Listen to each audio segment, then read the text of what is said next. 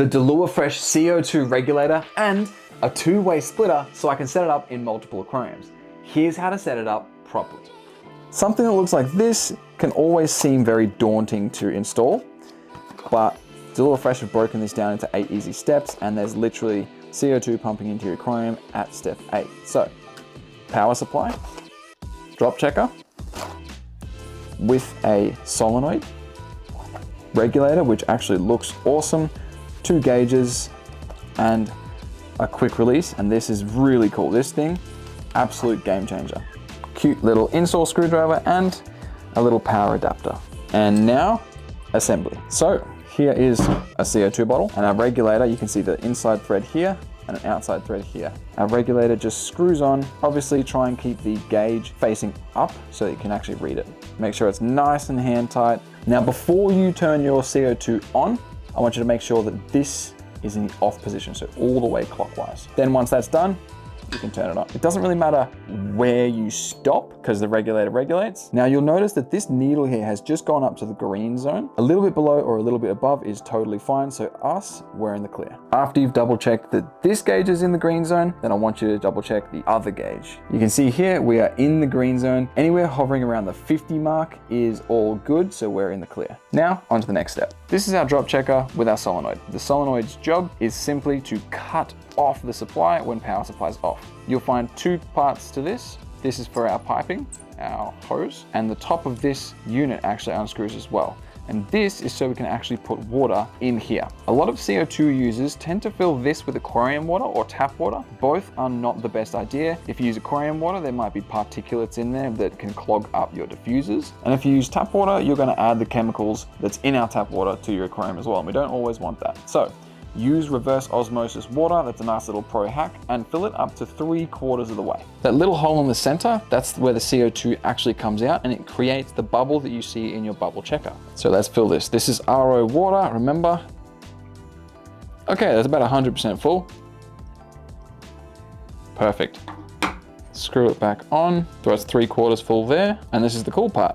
Our drop checker goes straight onto our quick release right here. The quick release makes life so simple. You literally just, and that's it. Now that we've installed our drop checker, time to install our CO2 lines. Now, I always like to make sure I install a check valve to stop water coming from your tank back down into our unit.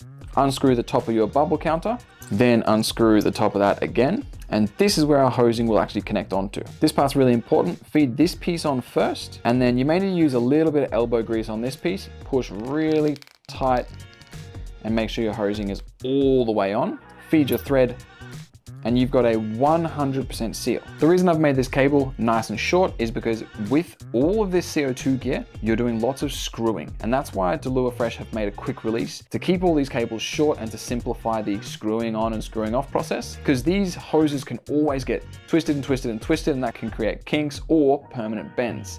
Not the best thing in the world. So keep it nice and short, screw it on. We're in business. Now that we've done our CO2 lines, time to install our power supply. These are both adapters. This adapter plugs into a 240 volt, so your normal household wall plug, which plugs straight into this. But for now, we're not going to do that. We're going to take this piece right here and plug it into our solenoid.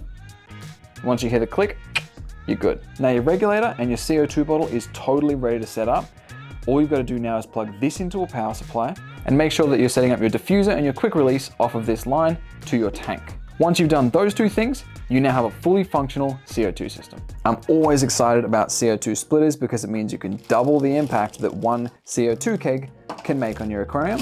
And the DALUA Fresh ones are so simple to install. Awesome looking design. You can see the flow regulators on either side. And this actually replaces your drop checker, which means after the CO2 has been through your regulator, now it's time to split and go off to your aquariums. So let me show you how it's done. Anytime you do maintenance on your canister, remove your quick release. So for me to properly explain this, I'm just going to pop this off and I'll show you exactly what to do. Our splitter will actually replace our bubble counter. It sits internally like this. So start by unscrewing your bubble counter. Inside of here is a spring, so be a little bit gentle. Pull the spring out and this little insert out as well. And you're left with an internal thread. and there's an external thread on our splitter.